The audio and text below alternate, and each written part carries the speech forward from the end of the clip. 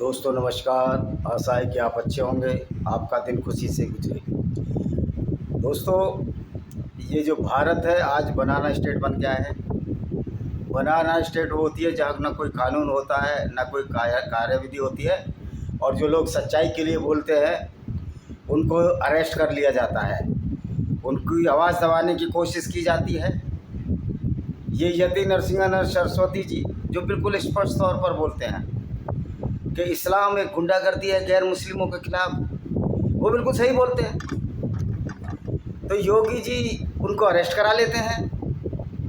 इन योगी जी की जान जब योगी मुख्यमंत्री नहीं थे, गाज़ियाबाद स्टेशन पर समाजवादी पार्टी की पुलिस इनको गिरफ्तार करने आ रही थी, तो बड़े बड़े टसुए बहा रहे थे, आंसू बहा रहे थे। तब यति नरसिंहानंद सरस्वती जी ने कुछ लोग भेजे और उनको बचाया। तो सही मायने में इंसानियत की यही है। सही मायने में इंसानियत वो होती है जो बेईमानी का पर्दाफाश करे, राक्षसी प्रवृत्ति को खोलकर सामने लाए और ऐसे लोगों की भी रक्षा और सुरक्षा करे जो उनसे वैचारिक रूप से मतभेद रखते हैं। आज बीजेपी वालों को और आरएसएस वालों को बड़ी गलतफहमी हो गई है कि वो सब कुछ जानते हैं, वो सारे बहुत बुद्धिमान व्यक्ति हैं, उनसे ज़्यादा कोई भी नहीं जानता। मैं मोहन भागवत को चैलेंज करता हूँ, वो इस्लाम की ABCD नहीं जानते, वो इस्लाम का क्या नहीं मानते। मूर्खता की हद तो ये है कि जब इस्लाम के आरएसएस के लोगों से कहा जाता है कि आप इस्लाम को पढ़िए, तो कहते हैं हमें तो हमारे ग्रंथ ही पढ़ने को बहुत है, हम इस्लाम क्यों पढ़े। अरे मूर्खानंदो, इतनी बड़ी शाखाएं लगती हैं और हर एक शाखा में ऐसा मूर्खानंद है। ओ भाई, तुम कुरान की बात पढ़ोगे, कुरान इस्लाम को पढ़ोगे, तब तो तुम जानोगे कि सच्चाई क्या है।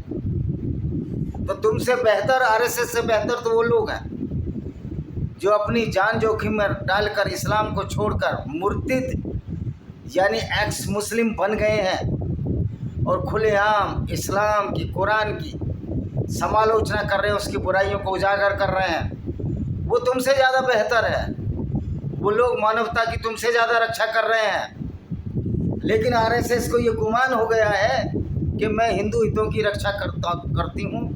अगर आरएसएस न होता पता नहीं क्या क्या हो गया होगा।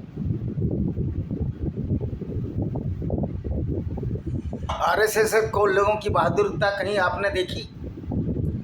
कहीं आरएसएस का कार्यकर्ता गोली खाकर मर रहा है, कश्मीर में मर रहा है, केरल में मर रहा है, बंगाल में मर रहा है। इस तरह संगठन चलाए जाते हैं। आप तो सच्चाई के लिए लड़ रहे हो, तो क्यों नहीं आपका सशक्त संघर्ष हो सकता?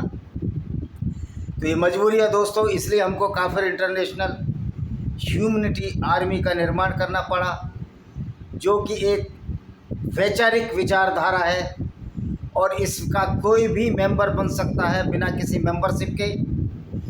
ये विचार है, ये एक आइडियोलॉजी है। जिस तरह की इस्लाम एक आइडियोलॉजी है, वो तो डिस्क्रिप्टेड है, किताबों में लिखी है। तो हमने भी इस आइडियोलॉजी के नाम पर ये 10 किताबें लिखी हैं, जो कि आपकी काफिर इंटरनेशनल ह्यूमनिटी आर्मी से मेलजोल खाती हैं और इस्लामिक गुंडागर्दी का पर्दाफाश करती हैं। यह है लेमेंट of Sinjar by Vijay Kumar Pal. दूसरी किताब है डिस्क्रिमिनेटेड हिंदू बाई विजय कुमार पाल। तीसरी किताब है ब्लेंडर, ये लेमेंट ऑफ सिंजार, ये blender of ब्लेस्फेमी by Vijay Kumar Pal. चौथी किताब है ब्लैक डॉट्स ऑफ टेररिज्म। पांचवी किताब है इन्वेडर्स एंड हिडन फैक्ट्स। इस तरह की 7 किताबें और हैं। जैसे जैसे आप हमारा गूगल में नाम देखेंगे विजय कुमार पाल, आपको सारी किताब मिल जाएंगी। और यही नहीं, हमने कुरान की बेईमानी को, कुरान की गुंडागर्दी को, उनके कुरान की आयतें से बता कर पर्दाफाश किया है कि कुरान की आयतें किस हद तक एंटी ह्यूमन है, मानवता के खिलाफ हैं और किस तरह पैगंबर का लाइफ स्टाइल था। ये तो इनकी हदीसें बताती हैं। अगर शमिष्ठा पनोली ने ये बोला है कि मोहम्मद साहब जहाँ भी जाते थे काफिले लूटते थे और इसी वजह से उनकी लड़ाइयाँ होती थी और सारे उनकी लड़ाइयाँ ऑफेंसिव थी, यानी खुद लूटने गए इवन जो जंग बदर हुई थी वो लड़ाई भी मोहम्मद द्वारा ही की गई, क्योंकि जब अबू सुफियान के काफिला जो कि कुरैश कबीले का, इन्हीं के कबीले का आदमी था जो यहूदी था, एक बहुत ही अच्छा आदमी था, शानदार आदमी था, बहुत अमीर आदमी था और वो बिजनेस करता था। उसका रूट मक्का से लेकर शाम सीरिया तक जाता था। शाम जिसको असीरिया कहते हैं, दमिश्क तक वो जाता था। कुछ चीज़ें यहाँ से ले जाता था ऊँटों पर भर भर कर, बहुत बड़े कारवां चलता था। तो उसको लूटने की जब कोशिश हुई 3 बार, तब लोगों ने मक्का में खबर पहुँचाई कि अबू सुफियान जो एक अच्छा आदमी था उसके काफिले को लूटने की कोशिश ये सो कॉल्ड पैगम्बर मोहम्मद और उसके आदमी कर रहे हैं। तब वो लोग मक्का से आए कि इस बार हम मुकाबला करेंगे। लेकिन जब वो मदीना पहुँचे उनको पता लग गया कि वो कारवां अबू सुफियान का तो आसानी से समुद्र के रास्ते निकल गया। आप जब नक्शा देखेंगे तो मक्का और मदीना समुद्र से थोड़ा हट कर है, तो ये समुद्र के रास्ते से निकल गया, मक्का को मदीना को क्रॉस कर गया शाम के रास्ते से, यानी सीरिया की राजधानी दमिश्क के रास्ते से। तो लेकिन तब तक मक्का के कुछ हथियारबंद लोग मदीना पहुंच गए थे कि आज इस लुटेरे पैगंबर को सबक सिखाना है। लेकिन जब उन्होंने देखा कि अबू सुफियान का काफिला निकल गया है, तो उन्होंने कहा हम लड़ाई की कोई आवश्यकता नहीं है, हमको कोई लड़ना नहीं है, मक्का का काफिला तो निकल गया है। तो उन्होंने कहा कि अब खाना वाना बनाते हैं, पानी की तलाश, क्योंकि अरब में पानी की कमी है। और वो पानी की तलाश में गए तो मोहम्मद के आदमियों ने उनके 2 आदमियों को पकड़ लिया और नहीं छोड़ा। तब जाकर लड़ाई हुई जिसमें 313 मुसलमान थे, 1000 मक्कन थे। और ये बड़ा दुर्भाग्यपूर्ण रहा, मानवता के लिए भी दुर्भाग्यपूर्ण रहा कि उसमें मोहम्मद जीत गया। 313 मुसलमान थे और मक्कन बेचारे हार गए। दुर्भाग्य रहा मानवता का कि जंग बदर में जो गैर मुस्लिम हारे उसका खामियाजा हम आज तक भुगत रहे हैं। वो इस्लामी गुंडागर्दी का खामियाजा आज पूरी दुनिया में भुगता जा रहा है। और जो लोग सरतन से जुदा के नारे लगाते हैं उनको मैं ये कहना चाहता हूँ कि कोई भी गैर मुस्लिम कायर नहीं होता, कोई भी गैर मुस्लिम डरा हुआ नहीं होता। डरे हुए हमारे देश के राजनेता जिनको वोटों की चुल्ल है। मोदी जैसा आदमी 56 इंच के सीने वाला आदमी ईदी देता है इनको, उस विचारधारा के लोगों को ईदी बांटता है जिसकी विचारधारा हमको कत्ल करने की बात कहती है। यानी कि हमारे हिंदुओं के कातिलों को देश का प्रधानमंत्री जब ईदी देता हो तो सोच लेना चाहिए कि कितने खतरनाक ये बीजेपी के लोग हैं और आरएसएस के लोग हैं। कांग्रेस और बीजेपी में कोई फ़र्क नहीं है। ब्रजभूषण सिंह शरण कल तक समाजवादी में थे, आज बीजेपी में आ गए। ये एक नहीं सैकड़ों उदाहरण है। एसपी सिंह बघेल पहले समाजवादी पार्टी, फिर बीएसपी और आज बीजेपी के सिरमौर बने बैठे हैं और अपनी जाति के नाम पर वोट बटोर रहे हैं। दोस्तों, जाति के नाम पर जो वोट दे रहे हो आपको उनसे सवाल भी पूछने का हक बनता है कि जब आप खुद दल बदलू हुआ आपकी वैचारिक विचारधारा क्या है। आज बीजेपी के सारे लोग जो बीजेपी में आए सारे दल बदलू। जब जगदम्बिका पाल किसी ज़माने में कांग्रेस में हुआ करते थे, आज वो बीजेपी के एमपी हैं। तो चलो कह सकते हैं कि शाम का भूला, सुबह का भूला शाम को आ जाए तो भूला नहीं कहलाता। लेकिन इनका जो भूला और भटकावपन था ये कोई मानवता के लिए नहीं था, ये इनकी अपनी स्वार्थ सिद्धि थी। ये स्वार्थ सिद्धि बसाए। और जो लोग इन नेताओं के जाति के नाम पर वोट देते हैं वो अपना सर्वनाश तय कर लेते हैं, क्योंकि जाति के नाम पर ये लोग तो फ़ायदा उठा लेते हैं और ये आपसे मिलने से भी इनकार कर देते हैं। मैंने एसपी सिंह बघेल को, अपने एक साथी हैं गहराना साहब, प्रवीण गहराना, उनकी मिसिस का, जब ये जब पशु कल्याण मंत्री थे उनकी मिसिस उसी में काम करती है मथुरा में, उसका प्रमोशन का मैटर था। हमने भेजा, मुलायम सिंह बघेल है वो भी वहीं मथुरा में थे, उनके थ्रू भेजा, उनका काम नहीं हुआ। तो भाई आप लोगों के काम ही नहीं करते हैं, आप तो बहरूपिये हैं, आप किसी भी दल में जा सकते हैं। तो भारत में इन बहरूपिये नेताओं की वजह से आज हिंदू धर्म का सर्वनाश हो रहा है। लेकिन नेताओं की ये औकात नहीं कि पूरी हिंदू कौम को ये दबा सकें। ये हमको सोचना और समझना पड़ेगा कि हमें आरएसएस की विचारधारा पर चलकर मूर्ख बने रहना है या अपनी आंखें खोलनी और कुरान को समूल पढ़ना है और फिर उसके ऊपर टिप्पणी और टीका करना है।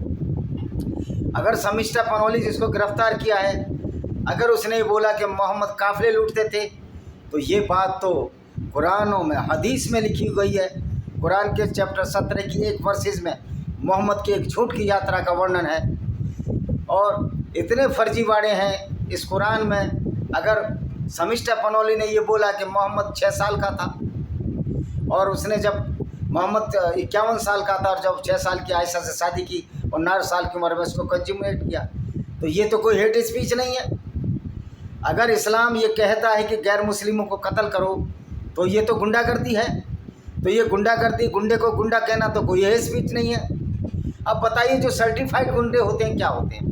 सर्टिफाइड गुंडे वो होते हैं जो लोग उनके खिलाफ होते हैं, उनकी विचारधारा को नहीं मानते, या तो उनको कत्ल करते हैं या फिर उनको लालच देते हैं कि हमारे साथ मिल जाओ और गलत काम करते रहो।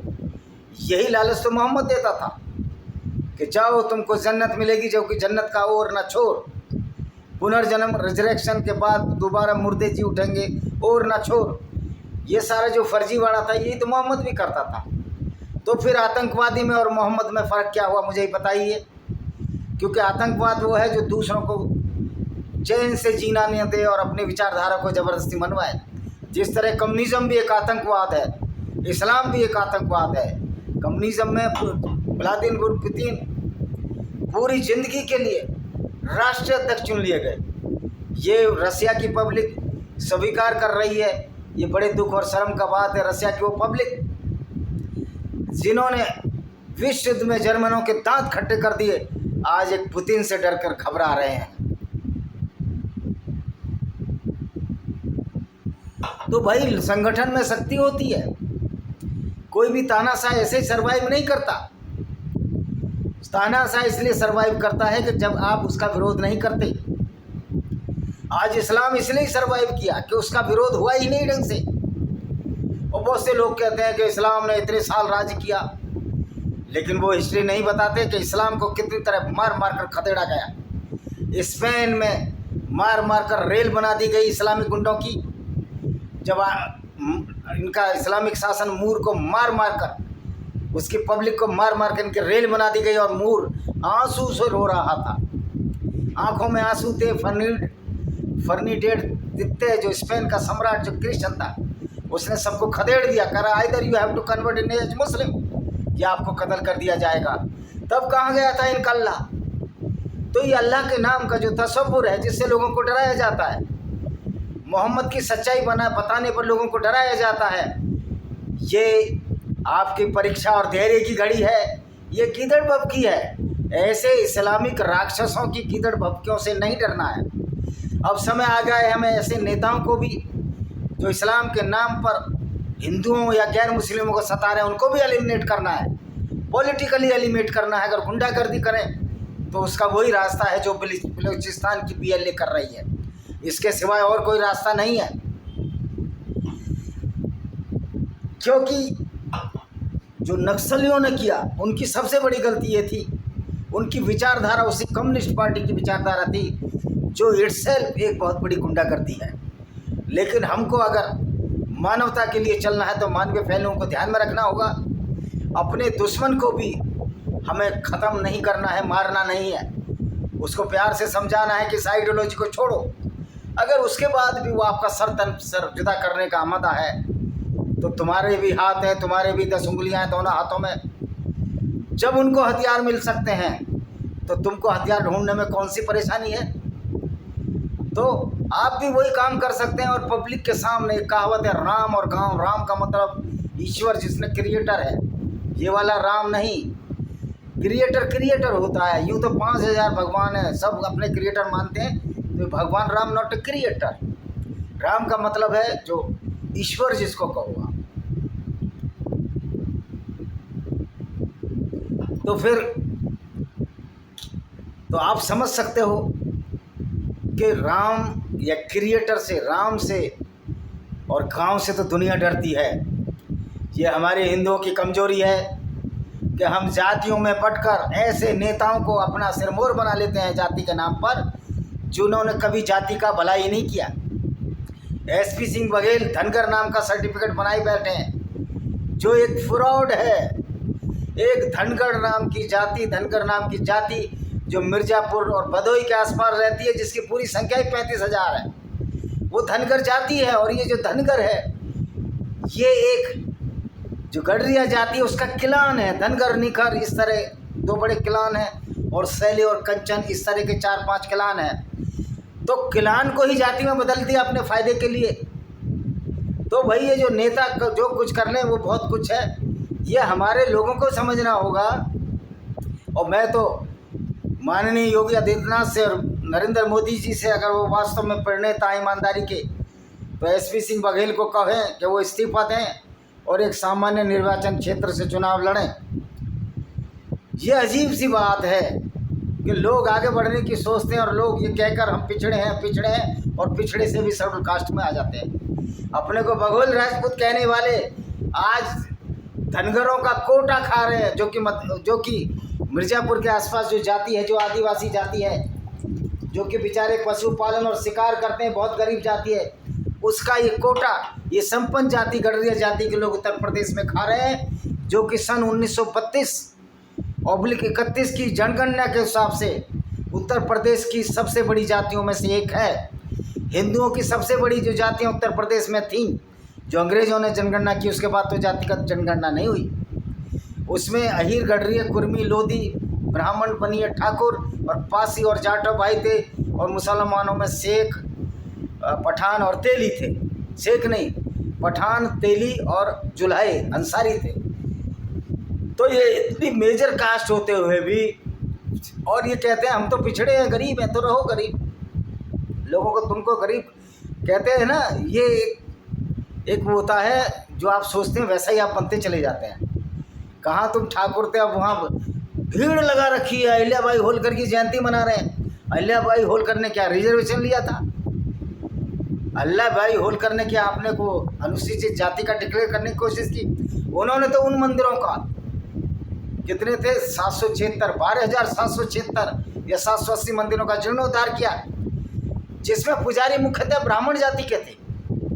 उन्होंने तो इस भेदभाव को नहीं माना, ब्राह्मणों को गाली नहीं दी, लेकिन आज ब्राह्मण ठाकुरों को गाली दी जा रही है। और मज़े की बात है, मायावती की ये कैसे उम्मीद कर बैठी है कि तिलक, तराजू और तलवार, जूते मारो इनको चारों, दोबारा मुख्यमंत्री बनेगी। ये हमारे लोगों का कसूर है। यही कसूर हम इस्लाम के कॉन्टेक्स्ट में करते आए हैं। हम ये साहस नहीं बटोर पा रहे हैं कि इस्लाम में क्या है। आज सलमान मोमिका को कत्ल कर दिया मुसलमानों ने। अगर ये काफिर अपना एक एक पत्थर भी मारते तो उस कातिल को वहीं मार सकते थे। वो स्विट्जरलैंड में रहता था, कहाँ रहता सलमान मोमिका के हत्यारों को? क्या ये जो कमलेश कुमारी के हत्यारों को कानून तो इतना कमज़ोर है कि आज क्या खुद नहीं मारा जा सकता था? क्या ये संविधान इस बात की गारंटी नहीं देता? और संविधान तो इस बात की गारंटी देता है, अगर कोई कुरान ये कहती है कि गैर मुस्लिम को कत्ल करो, चैप्टर 9 की 5 आयत यही कहती है, तो हमारा संविधान गारंटी देता है कि उस किताब पर बैन लगाया जाए। तो आज तक बैन क्यों नहीं लगाया गया? दूसरी बात है, आपने भावलपुर मदरसे पर अटैक कर दिया, आपने मुरीदके में अटैक कर दिया कि वहाँ से आतंकवादी भेजे जा रहे हैं। और जो तुम्हारा मदरसा है दारुल उलूम देवबंद, वो भी तो वही विचारधारा कर रहा है जो कि भावलपुर में वो कराता था, क्या अजहर मसूद, और मुरीदके में लश्कर तैयबा का हाफिज सईद उसका बेटा कराता है। तो फिर इस पर बम क्यों नहीं मारा जाता? ये दारुल उलूम देवबंद पर बम क्यों नहीं मारा जाता? अलीगढ़ यूनिवर्सिटी पर क्यों नहीं इनकी दुकानदारियों को बंद किया जाता? ये कायरता का प्रतीक है। लोग कहें हमारा 56 इंच का सीना है, तुम्हारा 56 क्या, तुम्हारा तो 5 नाप लो तो 38 इंच का भी सीना नहीं निकलेगा। मैं गारंटी से कहना चाहता हूँ। आज 10 साल 12 साल हो गए, कांग्रेस तो है ही निकम्मों की सरकार, कांग्रेस तो निकम्मों की एक चरागाह है, लेकिन आप तो 12 साल से प्रधानमंत्री हैं। क्यों अभी भी 190 एयरक्राफ्ट हमारी सेना में नहीं इंड्यूस किए जा सके? हम एक इंजन तक नहीं बना पाए, क्रायोनिक इंजन, जिससे कि हमारा रफेल नहीं, हमारा तेजस उड़ सके। 1970 से ही काम चल रहा है, अटल बिहारी वाजपेयी के ज़माने से। फिर DRDO को इतना पैसा क्यों दिया जा रहा है? HAL को इतना पैसा क्यों दिया जा रहा है, मेरी समझ में नहीं आती। ये भारत बनाना देश नहीं है। आज शर्मिष्ठा पनौली को सिर्फ इसलिए गिरफ्तार कर लिया जाता है कि जो किताब में लिखा वही मोहम्मद के बारे में उसने बोला। यही काम नूपुर शर्मा ने भी किया था। तो बीजेपी तो कायरों की पार्टी है। इसमें जो ये चड्डी पहन कर कौन लोग आते हैं, जो दुकानदार है, जिनकी औकात नहीं किसी से लड़ने की, जो पूरे दिन बेईमानियां करते रहते हैं, पूरे दिन झूठ बोलते रहते हैं। और जब ये बीजेपी में सो कॉल्ड किसान जातियाँ आई तो बीजेपी पनपी, RSS पनपी, वरना तो RSS की औकात नहीं। और मज़े की बात है, RSS के लोग तो लड़ ही नहीं सकते, तो कायरों का समूह है। फिर भी पाकिस्तानी भाई, जो पाकिस्तानी, देखो मैं भाई इसलिए कह रहा हूँ, अगर वो वास्तव में इंसान है तो भाई हैं, अगर वो मुसलमान है और उसी राक्षसी प्रवृत्ति को मानते हैं तो उसके लिए भी हमारी काफिर इंटरनेशनल आर्मी उनको एलिमिनेट करेगी, निश्चित तौर पर करेगी। और ये 10-5 साल में ये युद्ध शुरू हो जाएगा जिसकी दुनिया ने कल्पना नहीं की होगी। तो भाई आप ये बताइए, तो RSS के लोग तो यूं ही बदनाम है। पाकिस्तानियों, RSS के तो सबसे कायरों का एक समूह है जो ABCD नहीं जानता। एक जिस तरह गडरिया भेड़ों को हाँकता है, उसी तरह RSS का पूरी दुनिया के हिंदुओं को हाँक रहा है। और मैं उनसे भी, मेरा जो इंडिया डेली स्पीक के जो वो है मिस्टर देव, उनका नाम मुझे याद नहीं आ रहा क्या है, वो बार बार कहते हैं बीजेपी ऐसी है, बीजेपी ऐसी है। ओ भाई, फिर तुमने विकल्प तैयार किया है क्या बीजेपी के लिए? क्यों ना हम इसी बीजेपी को सुधारने की प्रक्रिया में लग जाए। बहुसंख्यक वोट से बीजेपी जीतती है, क्यों जातिवाद में बढ़ते हो? बीजेपी के MLA को आप पकड़ो, उसके MP के पकड़ो, कान पकड़ कर बैठाओ कि जब कमलेश कुमार की हत्या हुई, कन्हैया लाल की हत्या हुई, उनको जमानतें क्यों मिल रही हैं? क्यों ये कॉलेजियम सिस्टम चल रहा है? झूठ का परचम क्यों लहरा रहा है, जिसमें एक न्यायाधीश जाता है अपने ही किसी चमचे को चीफ जस्टिस बना देता है सुप्रीम कोर्ट का? ये ऐसा क्यों चल रहा है? चंद्रचूड़ 3-4 बार आ जाते हैं और मार्कंडे काटजू बहुत तो खरा खरा बोलते हैं, लेकिन उनकी औकात है मार्कंडे काटजू की जो कॉलेजियम पर बोल सके? वो भी धूर्त और मक्कार व्यक्ति है, ऐसे और धूर्त, मक्कार और मुंह फुट व्यक्ति जिसको बोलने का भी नहीं है, कहीं भी कुछ बोल सकता है। बोलता कश्मीर क्यों, बिहार भी दे दो।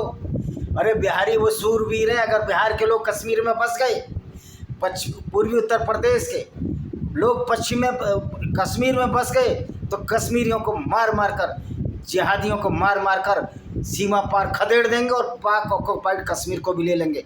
ये काम गुजरातियों के बस की नहीं है। एक ऐसी कौम जो बनिया कौम है, ये काम नहीं कर सकती।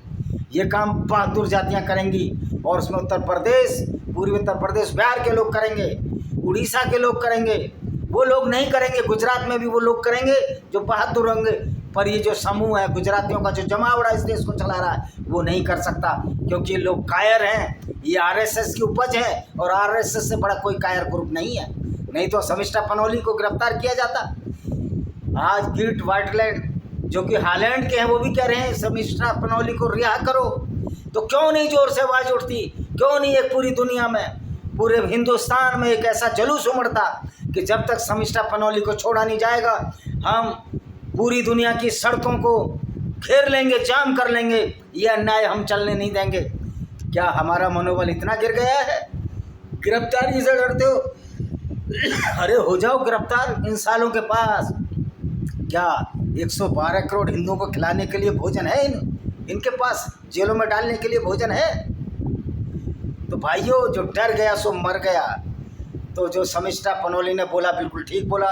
अगर शर्मिष्ठा पनौली नहीं बोला कि मोहम्मद काफिले लूटने का मास्टर था, औरतों को बाज़ारों बेचता था, उनको वैश्यालयों में धकेलता था, क्योंकि औरतों को लूट कर और उनको मलिका अमीन यानी कि सेक्स स्लेव बनाना, क्या ये अपराध नहीं है?